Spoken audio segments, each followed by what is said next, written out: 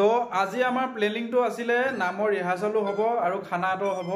আমাৰ সদস্য দুজনমান নাই অহা হেতু আমাৰ মেজৰিটি কম আছে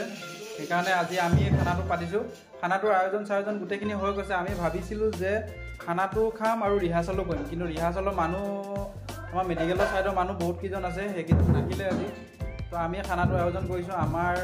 ইয়াত আছে পবিত্ৰ দাদা আজি আমাৰ খানাৰ আয়োজনৰ এইখিনি বস্তু আদা সব আছে আমি ইয়াত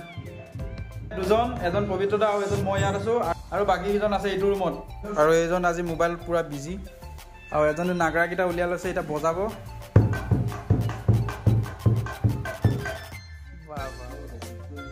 আমি আয়োজন কৰিছিলো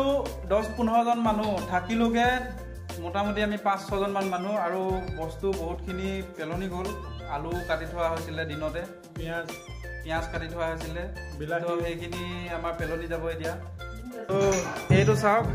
এই অকণমানি চুলাটোত ইমান ডাঙৰ কেৰাহী বাহ কিয়া কম্বিনেশ্যন আৰু 10:30 বাজিবলৈ হৈ গ'ল আমাৰ এতিয়ালৈকে মাংস হোৱা নাই আমাৰ মাংস বহাই দিছে এতিয়া কেৰাহীখন 2 কেজিৰ কিন্তু মাংস আছে 5 কেজি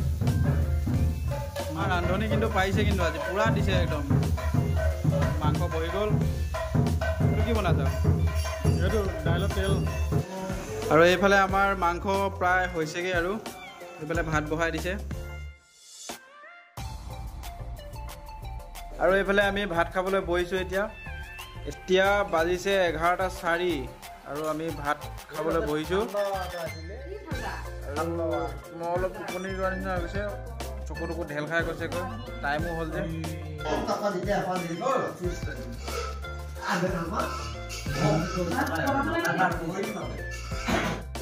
এইফালে পবিত্ৰ দা বিলাই আছে এইখিনি মাহৰ দালি দিয়া ইয়াত ঢালি বাস হৈ যাব